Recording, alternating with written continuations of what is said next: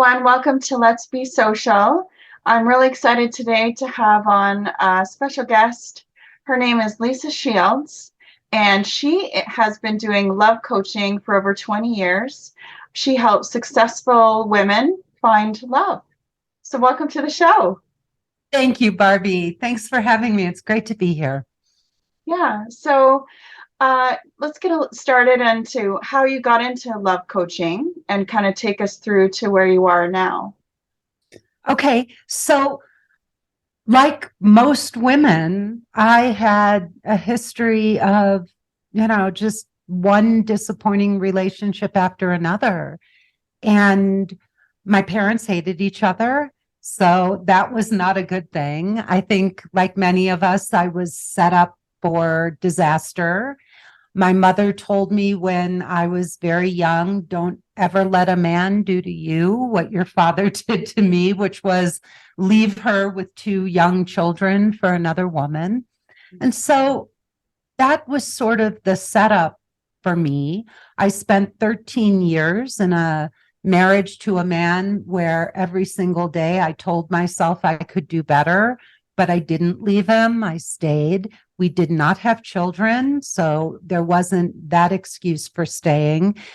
I think I just really was afraid to be alone.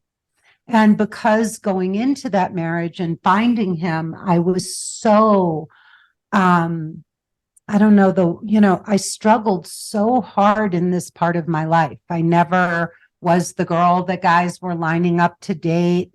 I'd never went to prom.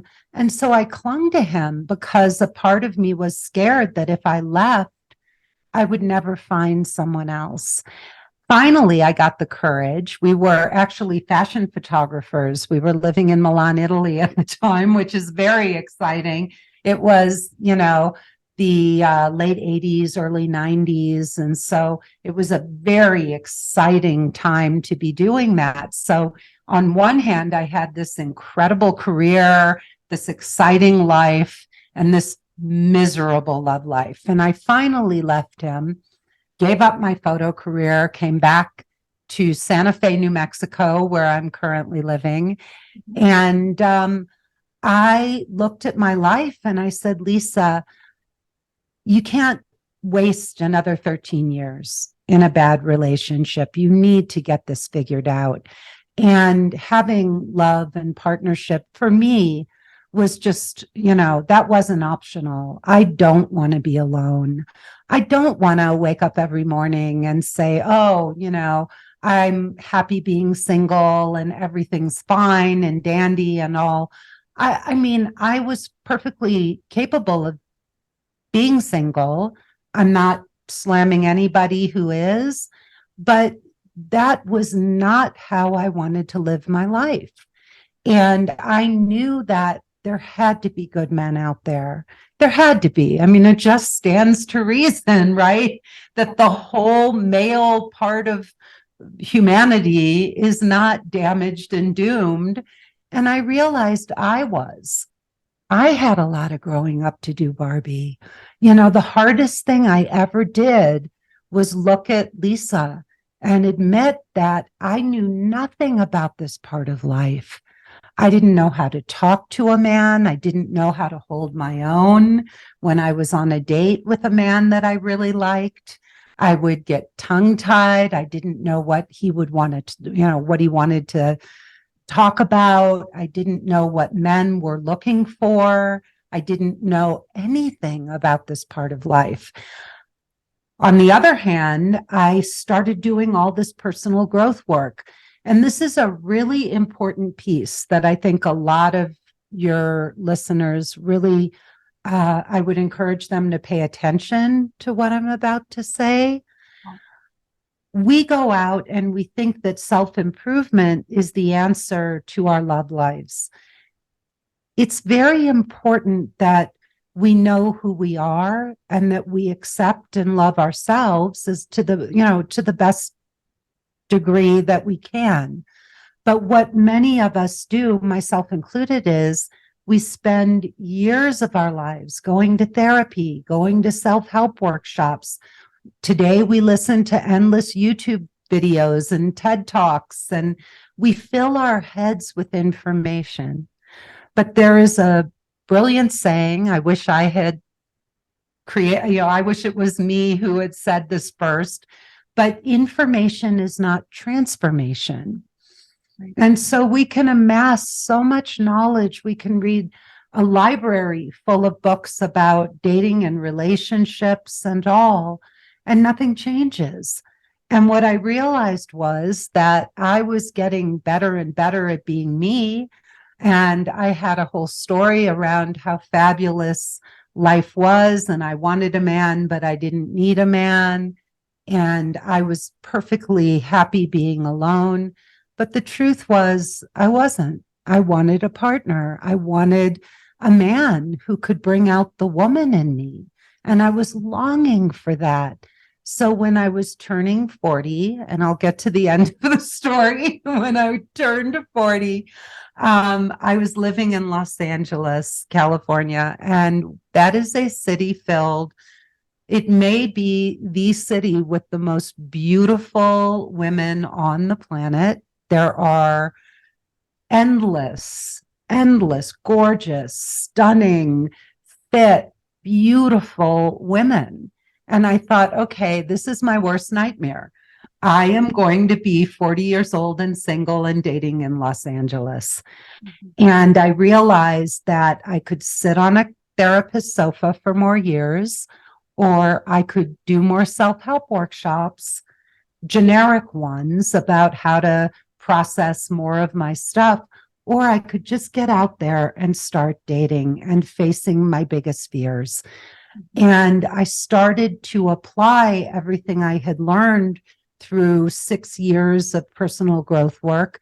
And just to, name a few things, I worked in a spiritual community with Don Miguel Ruiz. He wrote the 4 Agreements.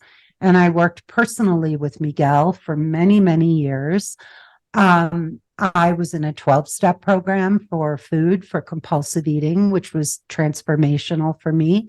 And I got my master's in spiritual psychology. So, I had done some very deep work, and I had a toolkit that was bulging, right, with all these different tools. And I decided to directly apply that to dating. I went on 96 first dates. The internet was in its infancy, internet dating. And I learned more about men and love and partnership and dating in those 2 years than I had in my whole life. And I wound up meeting the most extraordinary man I've ever met in my life. And we've been passionately in love for the last 20 years. And Benjamin was the one who said to me, you should be a coach or a therapist, but personal transformation is your passion. It's all you talk about. And so I sold my importing business. I enrolled in a coaching program, and here we are. Wow. That's quite a journey. Yeah. But at the end, you got what you ultimately were looking for, which was a man that suits you. I think Benjamin is an example of what's possible. He is literally, of all the men I've known and all the teachers I've worked with, Benjamin really sets the standard. In fact, we do sometimes on Sundays, we do a podcast episode ourselves, and it's called Getting Inside the Right Male Mind. And I just interview Benjamin because he has such a beautiful mind. And I really want women to hear how a great man thinks, right? So that they can really understand the inner workings of a really beautiful male mind.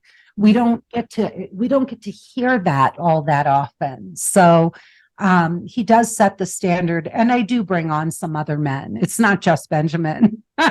But yeah, he's really lovely. And our clients, one of the things, Barbie, that we hear from our clients all the time is they will say, your program is extraordinary and I am learning so much. But the fact that we get to see you and Benjamin on weekly calls and we get to see the way you talk to each other, your communication, your connection. Many women have never seen a healthy relationship up close and personal in their lives. And so, yeah, it's something that we feel very honored to be able to share with people so that they can get a glimpse of, somebody wrote on my Facebook, one of my Facebook ads this morning, and she was like, well, that's fine for her to say, wait until they're 25 years. These, they're happy in love, but wait until 25 years down the line. And I wrote back to her and I said, wait a second. We've been together for 20 years. Mm-hmm. This didn't happen yesterday. We have sustained this level of love and connection for 20 years. So yeah, it's an extraordinary thing to actually have had a vision for this and then to have been able to go out and make it happen and now teach it to other women.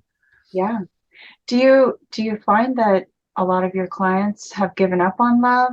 Like they've just decided that they can't find that mate and they just don't look anymore? Or do you find that they come to you in hopes of finding that love?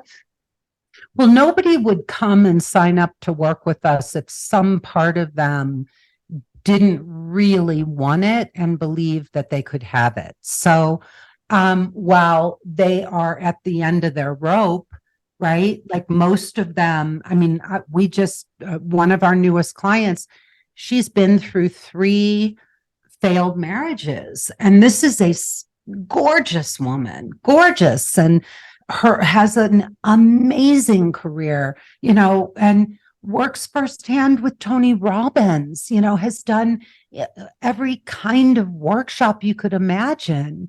And she hasn't gotten this part solved.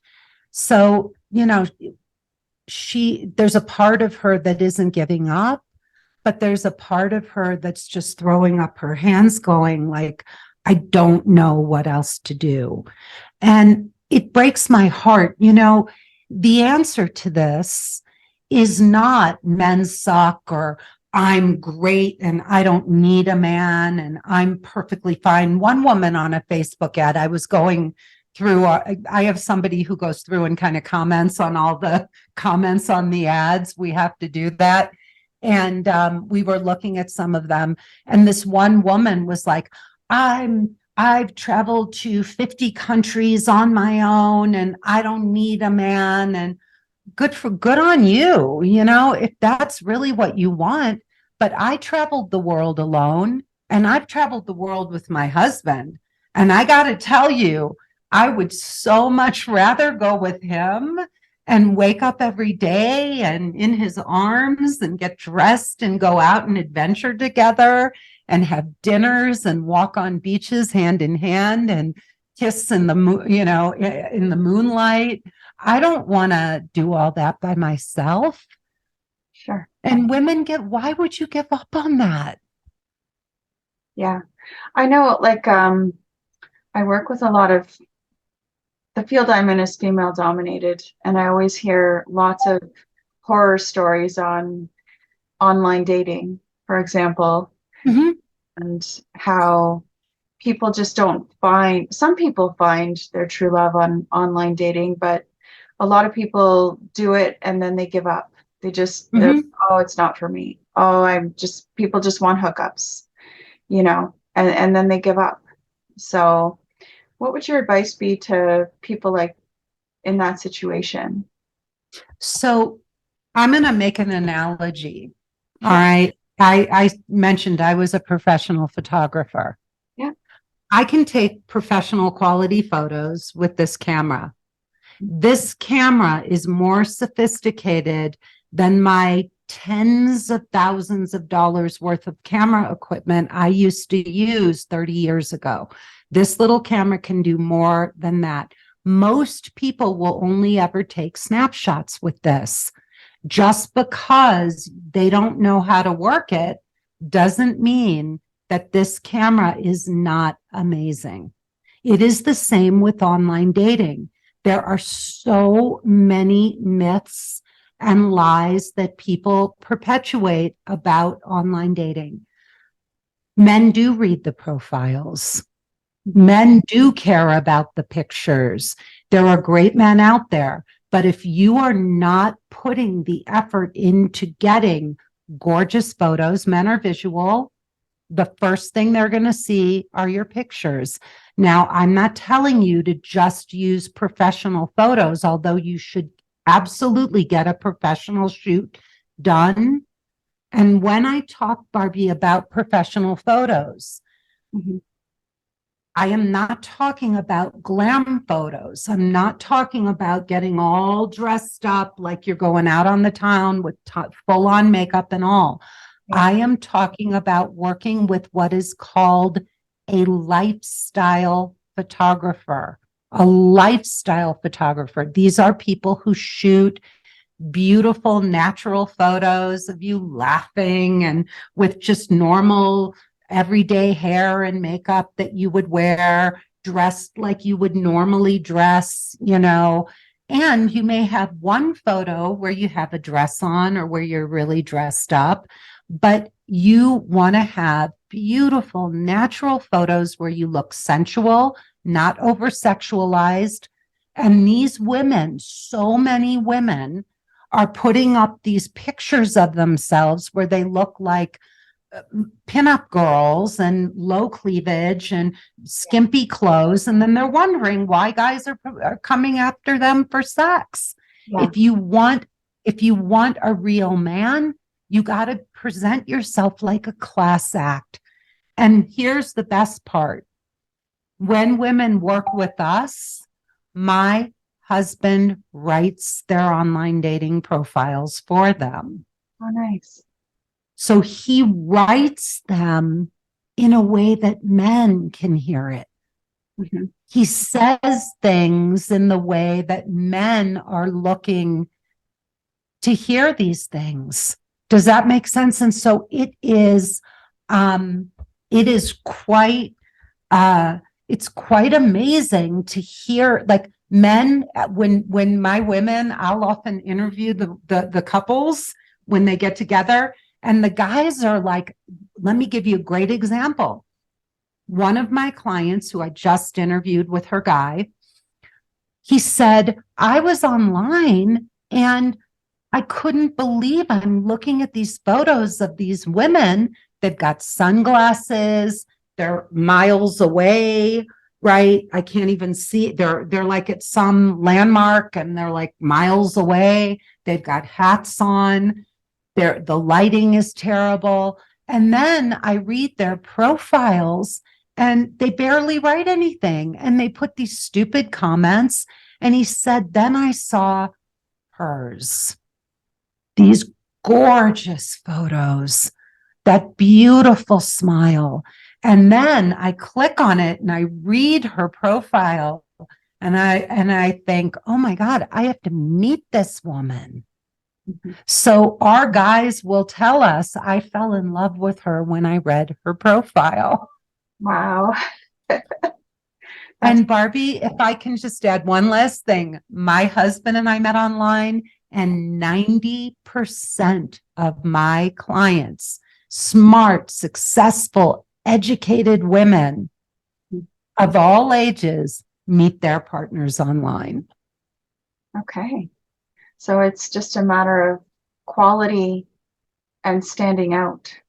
Yeah. Over anyone else, basically. High quality profile.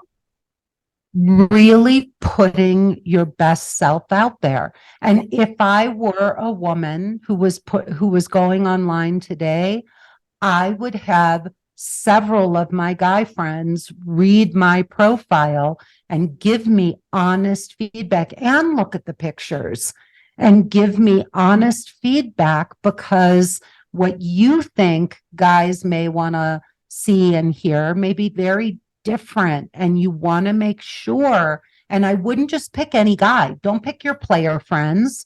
Yeah. Don't pick that hot dude that's like a super, like that's a player. Take your nicest guy friend, the guy that you really admire and respect, and say, hey, would you check out? Or maybe one of your friends' husbands that you really like, have him look that stuff over and give you feedback. Very good. Okay. Yeah.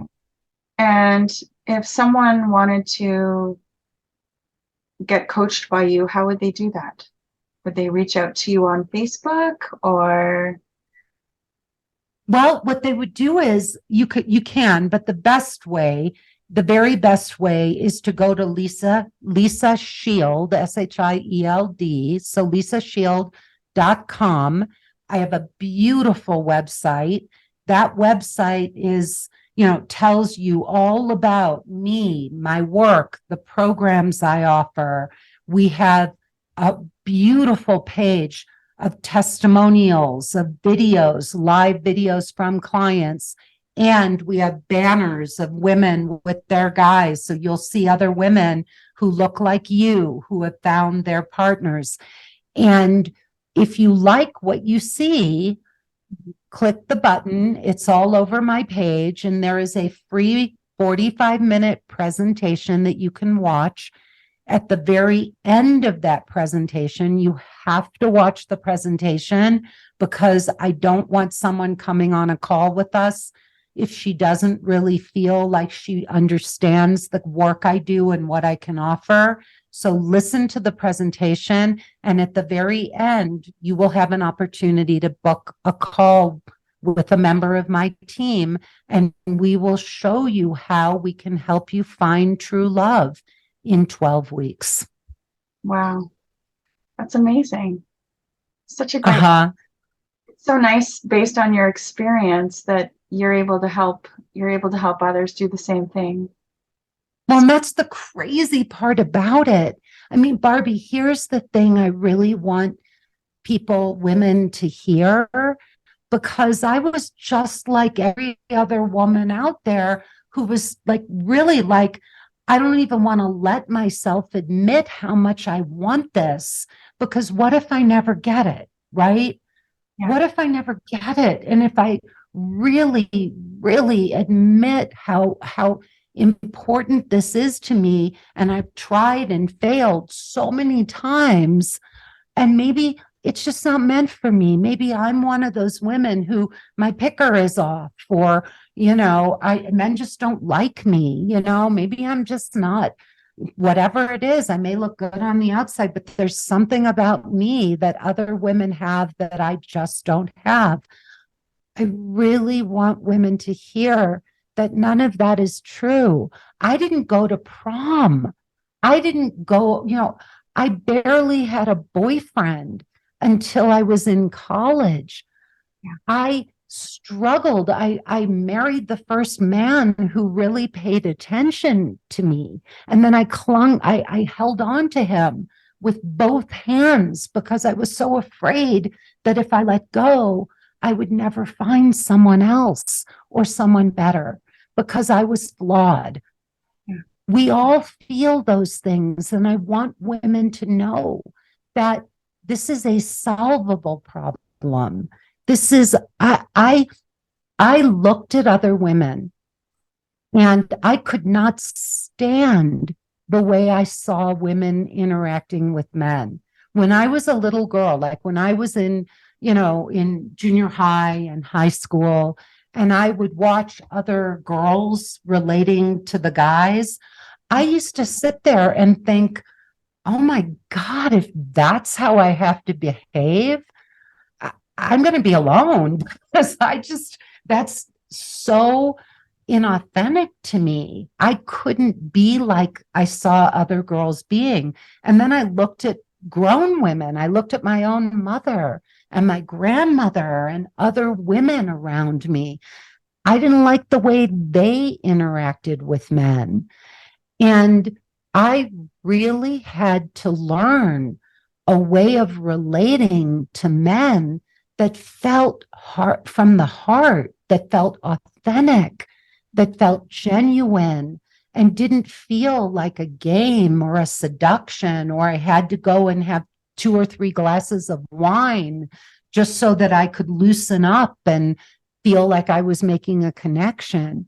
I'll tell you something really fascinating, and this was not done intentionally. I didn't like say, oh, I'm just going to stop drinking and start dating, right? I went to a 12-step program for food, not even for alcohol. My dad was an alcoholic and I had food issues. I was eating compulsively and numbing with food, and food can be an addiction. So I thought, what the heck? I'll try anything. What I'm doing isn't working. I went to a 12-step program for food, and part of the program was that you also had to give up alcohol, which was not fun. I didn't want to do it. That actually turned out to be a bigger challenge than the food was. And because of that, I started dating. I lost a ton of weight. I started dating, but now I was dating sober. If you can imagine what it's like to go on dates and not be using alcohol as a lubricant, right? To loosen up and to make yourself feel more sexy and in the moment. And you're literally sitting there on dates across from men, and you're like, oh my God, what do I do? Right. And you're actually just having to be there with all those uncomfortable feelings and all. It was crazy. And so I had to deal with that. I had to walk through that. And, eventually I went back and, when I met Benjamin and all, I can have some wine or I can have some alcohol. It's not like I never drank again. But during that time, I was sober and I learned how to communicate in a very genuine way. My course is called it's called Emotionally Naked Dating. And so it's really the heart and soul of connection is not getting physically naked. It's getting emotionally naked. I like how you put that. Yeah. And how challenging, because I think a lot of people use alcohol as a crutch on definitely first dates, just to kind of ease the nerves a little bit. So yeah, I like that. Being your authentic self and learning how to be that person without any barriers. Totally. And that is a scary thing to do, especially when you feel like men don't like you, like, especially when you're sitting there across from some really, really hot guy and the voice in the back of your head is like, oh my God, he must think I'm so boring. What is he going to like about me? And you're not drinking. You can hear that voice. And yet you have to be present and find a way to connect with this person. Yeah, for sure. I think that's an important note is even though we have females in their masculine energy saying that they don't want men or they don't need men, I think everyone, even if they don't want to admit it, wants that connection, needs that connection with people, right? You need that intimate connection. It's important. Barbie, I'll tell you something. You can't be a woman. You can't express the feminine side of yourself without that masculine to play against, right? And so you need a man to bring out the woman in you. But I have one question for all the women who are listening.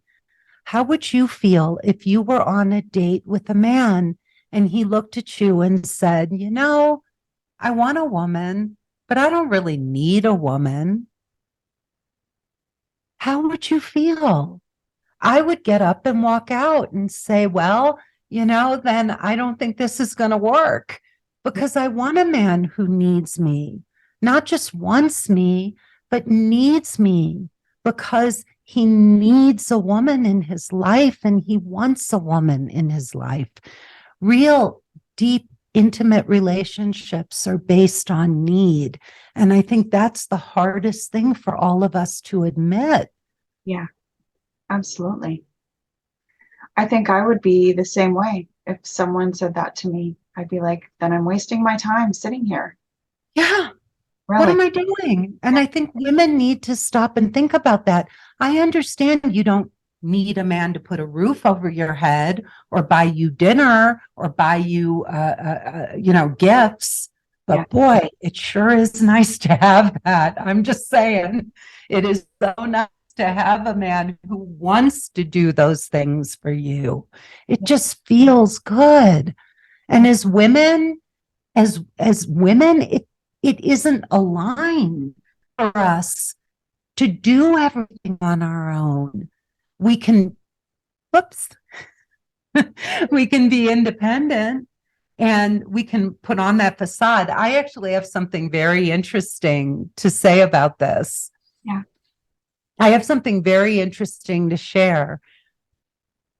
So I really want the women listening to really think about this. And Barbie, this may also come as a kind of a surprise to you. Think about this. Two men, when they get together, do you think they talk about their feelings? Do you think they actually sit there and talk about how they feel with each other? I've never thought about that. Men do not open up emotionally to other men because they see that as a weakness. Yeah. So most highly masculine men are not going to share their feelings with another man. If you are a woman who is in her masculine energy, Mhm. no man is going to open up to you. Got it. Because you may look like a woman, but if you're energetically acting like a man, he won't open up to you.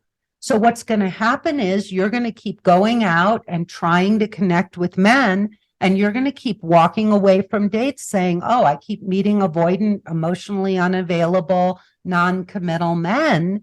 But the problem is they can't connect with you because they're not going to open up emotionally to another man. It doesn't feel safe to them. Who they're going to open up to are women who are in their hearts, Yeah. who are women who know how to make it safe for a man to share these emotions and feelings. Women who are soft, who are kinder, who know how to speak to men without talking down to them, without shaming them. Yeah. Makes sense. Makes Yep. sense. Yeah. I know that, well, I have a lot of my friends are recently single or have been single for like a year. Um, and they are in their masculine energy. I know that some of my listeners will be in that same situation as well. So that definitely resonates, I'm sure, with a lot of people. You know, I was at a wedding and this guy, we were talking, he was with his girlfriend who he met online, and he said, what do you think is the number one issue for women today? And I said, they're too masculine and men can't connect with us. And he looked at me and he said, oh my God, I'm so glad you said that. He said, some of my male friends have literally given up on women because they're so sick of meeting these gorgeous women who are so masculine.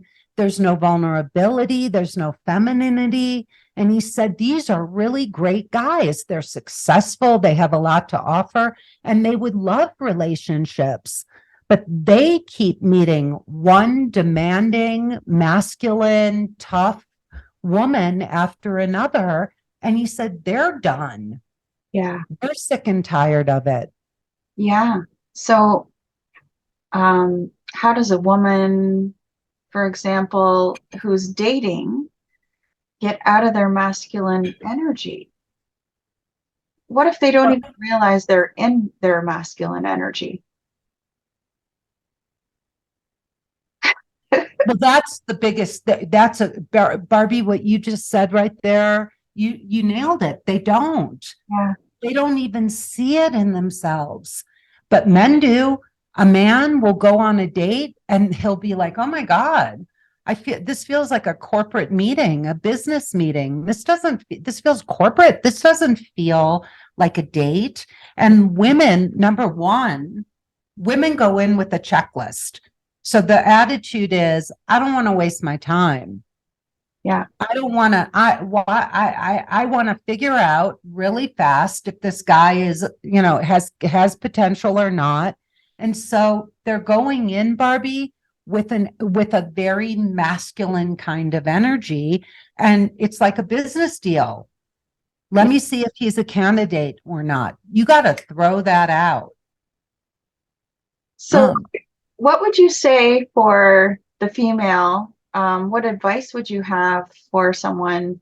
Because we were talking about a woman in masculine energy going on a date with men who are picking up the fact that they're emotionally unavailable, basically. What would you say for advice for those women?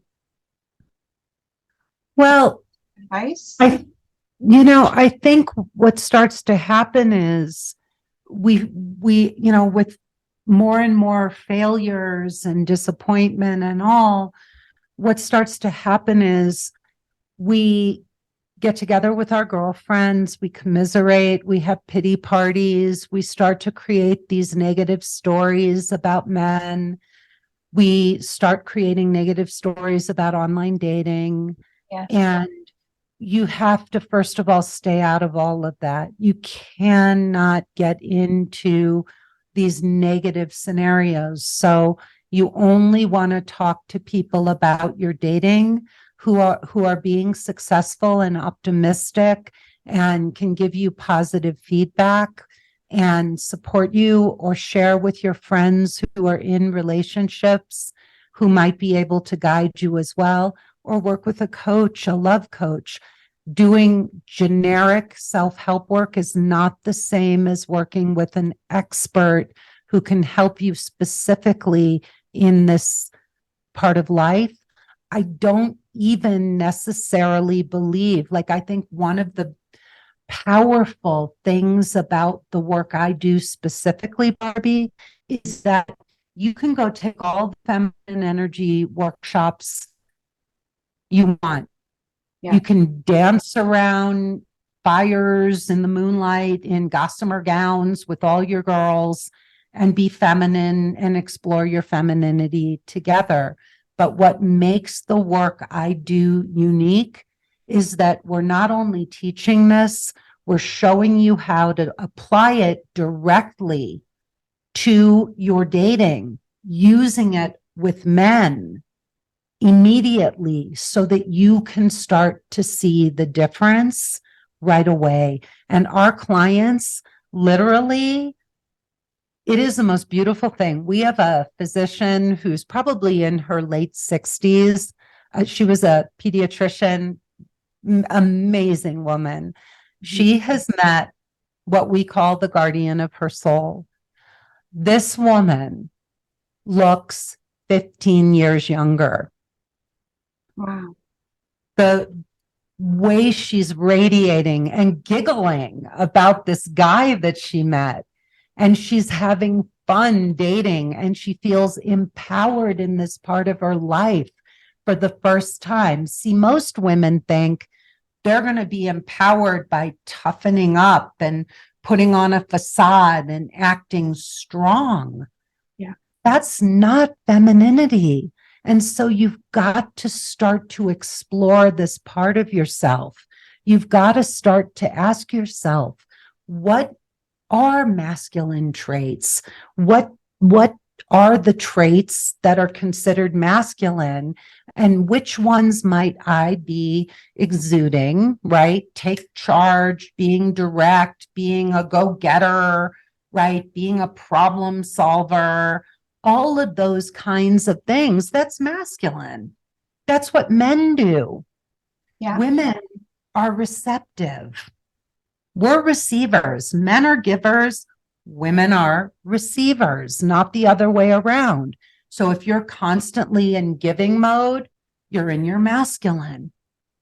Mhm. If you're not able, most women I meet, whether they're super kind and nurturing and all, they can be the sweetest, kindest, most nurturing woman, but they overgive.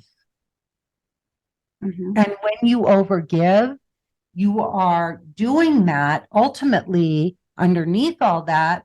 Most women are doing it not because they're just these incredibly kind, generous, magnanimous souls, although they will tell you that.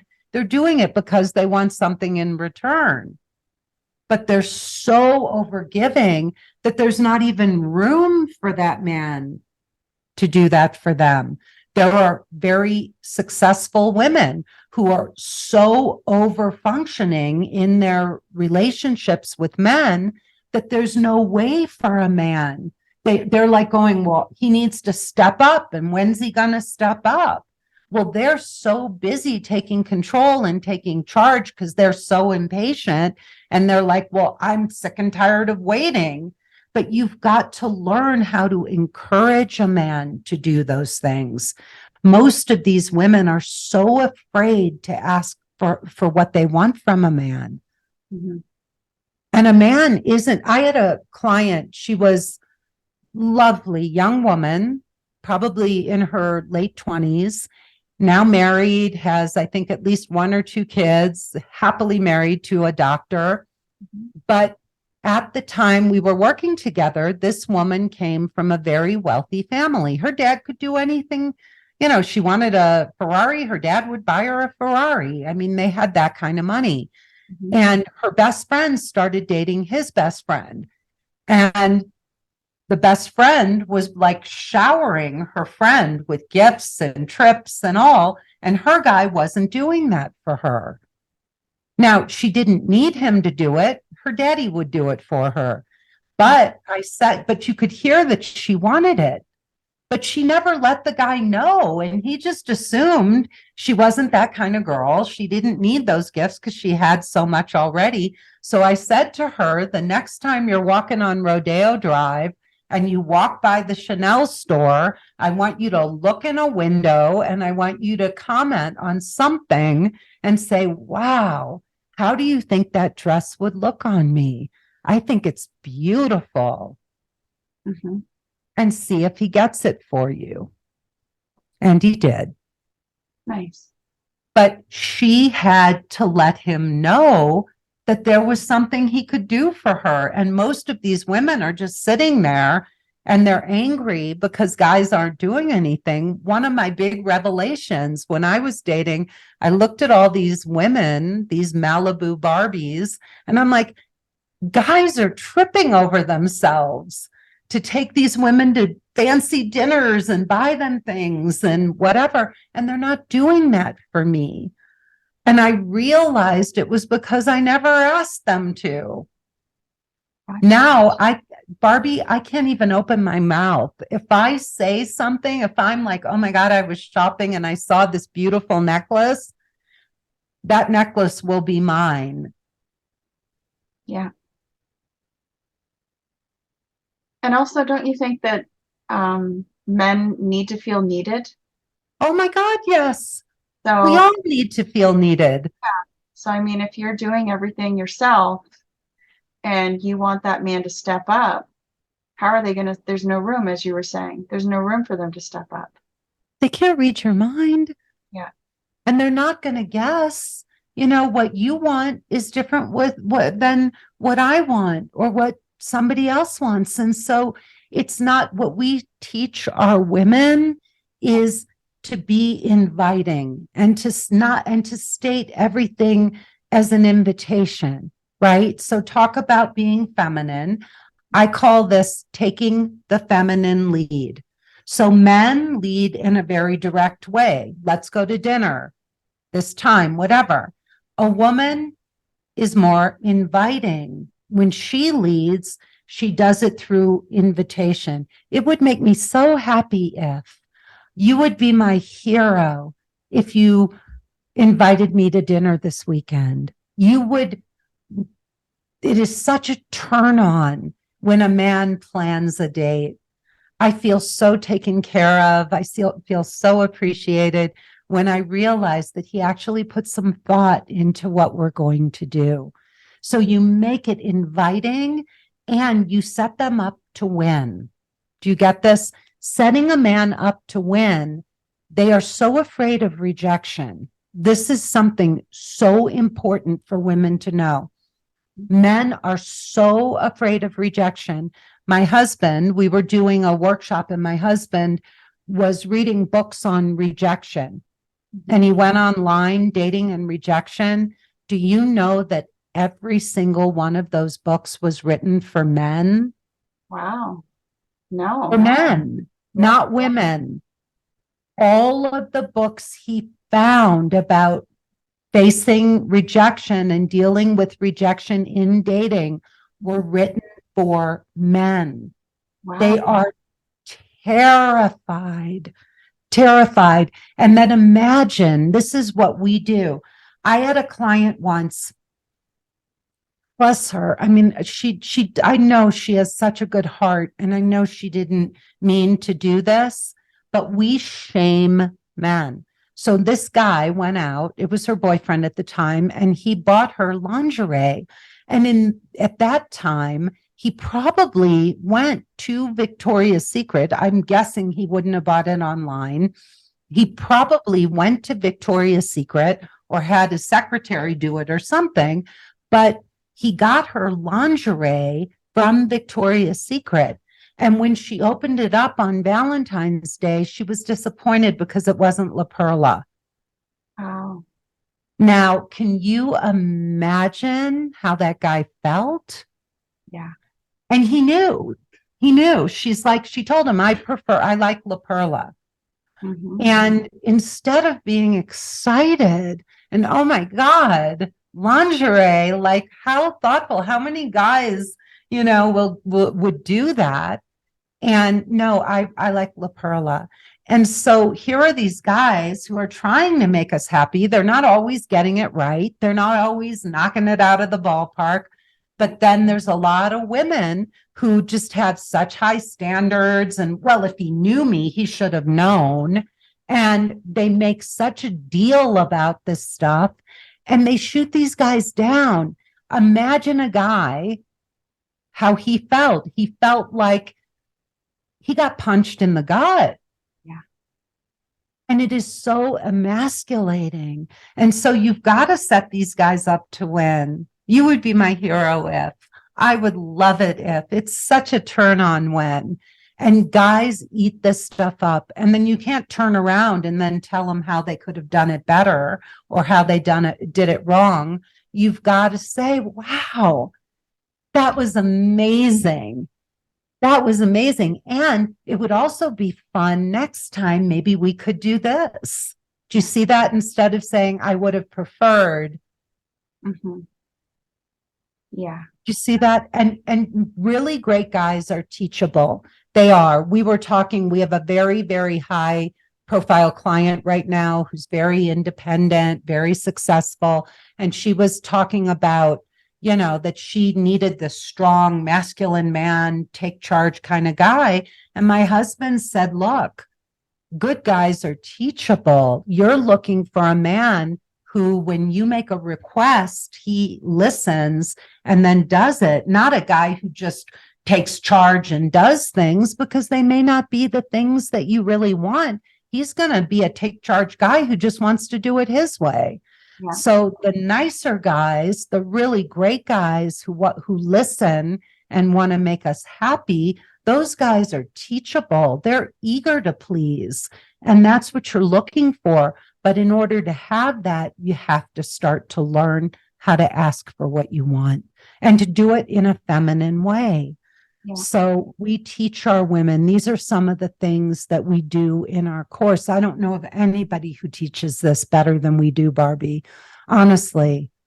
Well, I think that there's a ton of women out there that could use your coaching, Thank you. because I know there is such a high rate of single mothers anymore, and women that are single after being married for 10, 15 years, or they've gone through a couple divorces and they just don't know how to get it. They feel like they're not getting it right.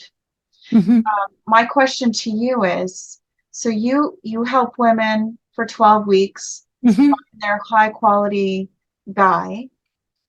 From that point, do you help the couples along as well? That's a great question. So we work with women. We do have some men who go through the course, Yeah. but predominantly women. And with that being said, after our 12-week course, we have two other programs for women who want to continue. Okay. And the women who there's a 6-month course, and then there's a 1-year program where women work with Benjamin and me directly. And we help them really understand how to, the women who really want what we have and aspire to a relationship like ours. Those are the women that we work with, really up close and personal. And that's really where, like the first 12 weeks sets the foundation, and we give you everything you need to know to date and solve this. And many women have. We have women who have gone through the 12-week program and literally knocked it out of the park. Barbie, it is such a unique program. I can't even, Benjamin and I have a relationship. I've seen very, very few relationships like ours in my lifetime. It's really true. And it's why I became a coach. I'm not a fool. Like, I know my stuff, and so what's possible through, like, if women want real love, if they want to find what we call a guardian of their soul, I would, knowing what I know, I wish I had known Elisa Shield when I was dating. Yeah. I wish I had had somebody who had paved the way, who I respected and admired, and who walked the talk, who could show me how to do this so that and take the guesswork out of it, the struggle, the suffering, and just say, hey, this is what you need to do, and show me the way there. So they can find me again by going to lisashield.com. Yeah. Watch my free 45-minute presentation, hop on a call with us. There's no obligation to join. There will be an offer at the end of that call to join. We want to strike while the iron's hot. Women that walk away and think about it don't come back. You've been thinking about this for years. The question is, are you ready to get it solved? So yes, we will make an offer on that call to you to sign up, because we know that women who think about it keep thinking about it. And that's the problem. Women who want to get it solved are willing to take that leap and sign up. So you're not going to figure it out on your own. And even if you did, you're going to waste more years of your life doing that. And these are years you could spend with your future husband, with your children, with your grandchildren. So every year you're out there messing around and wasting time and hoping for it to happen and waiting for a miracle, that's another year that you can't spend with your partner. And I'll tell you, once you meet him, you'll never have enough time. You won't. Benjamin is now 70 years old. I am 61. The 20 years that we have spent together have flown by in a heartbeat. And you don't want to miss it. This is the greatest show on earth. That's so amazing. I'm so happy for you, first of all. Thank you. And having the kind of relationship that everyone hopes to have and is possible. it's possible Mhm. for everyone to have a relationship like that. Yeah. Um, and you have the toolbox to help people do it. And Barbie, I've helped hundreds of women find their guys. In one 10-day period this month, we had 3 weddings, 2 engagements, and a baby announcement. And that was just in 10 days. Every single day, I get multiple emails from my clients saying, "You have changed my life. I am so glad I found you. This is the best investment I have ever made." And we get this feedback day in and day out from our clients. We actually have a woman who's flying out to Santa Fe next month, and she asked Benjamin and me to marry her here.